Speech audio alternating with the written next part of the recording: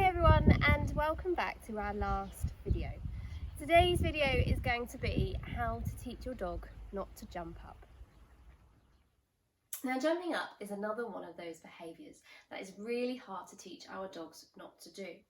In theory, it's quite easy to teach. However, we are reliant on a consistent approach, and in reality, we're always going to have some of those friends and family members who aren't quite willing to stick with that consistent approach. The best policy with jumping up is simply ignoring them. If they're wanting attention by jumping up on you, just turning around and walking away. No feedback at all, not even a get off, down, leave me alone, because that's just feedback. And your dog is jumping up at you to get feedback. So that feedback in itself can be rewarding the behaviour. So like I say, ignoring is the best policy. However, because of those people that I have mentioned and the fact that it's really hard to keep a consistent approach, we do sometimes need to offer alternatives to our dogs. So when we're training our dogs not to jump up, we are going to teach them what we call an alternative or incompatible behaviour. That is something that whilst they're carrying it out, they can't be jumping up at the same time. Incompatible behaviours are either a sit, a hand touch, or just forepaws on the floor. However, whichever alternative or incompatible behaviour we teach our dogs, we do need to make sure we match it to our dog's personality. Teaching a sit from the off might be really difficult for some dogs, particularly if they get super excited when meeting someone new. So that is something to always bear in mind. Now let's take a look at how we can apply some of those incompatible behaviours into our training.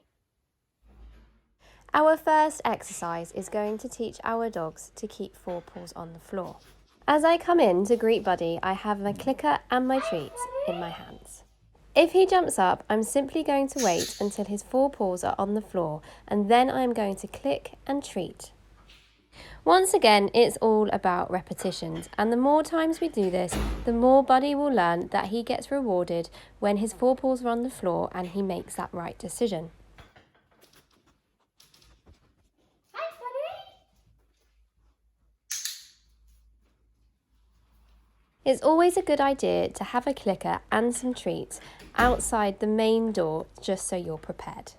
Now, as you can see, because of the consistent approach, it didn't take Buddy very long to realise that he wasn't going to get any feedback for jumping up. Because he was so polite here, I gave him that extra little reward of a tickle on his belly. Now, some dogs do start to naturally offer a sit when they greet you, if you have been consistent with your approach so far. And again, if they have been really polite, please do say hello to them in a nice, calm and gentle way.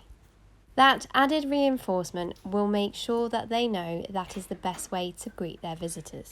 Don't worry if your dog is not offering a sit as quick as Buddy does here. Just keep going and rewarding forepaws on the floor.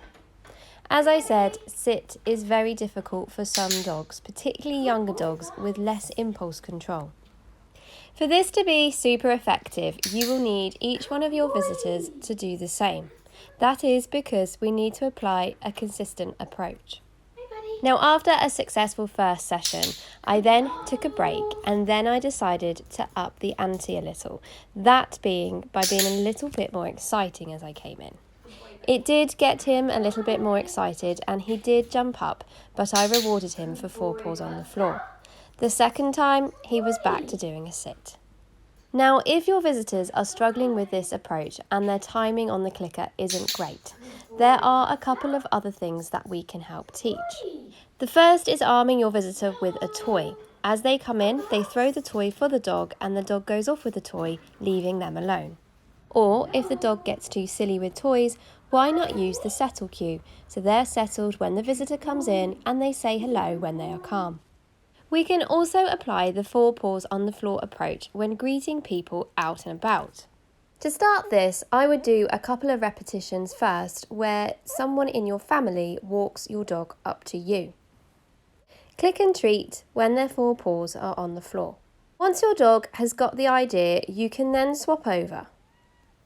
The dog is likely to be more excited greeting somebody else. If they have good timing and are familiar with the clicker, then they can take over with the clicker and treats.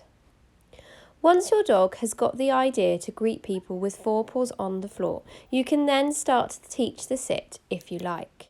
Carry on with a few more repetitions until your dog has the idea to sit when greeting. Your dog will find it easier if at first the person they are greeting has the clicker and the treats. However, people you meet out and about aren't necessarily going to be carrying a clicker and treats with them. So when your dog knows what to do, you are going to take back the clicker and treat as the handler, and you are now going to become the one doing the clicking and treating. This is also important because we don't want our dogs to learn that they are going to get a treat from everyone they meet. Otherwise, if they don't get a treat, they may become frustrated or even snappy. Again, once your dog has mastered forepaws on the floor and is doing it consistently, you can then start to ask for the sit.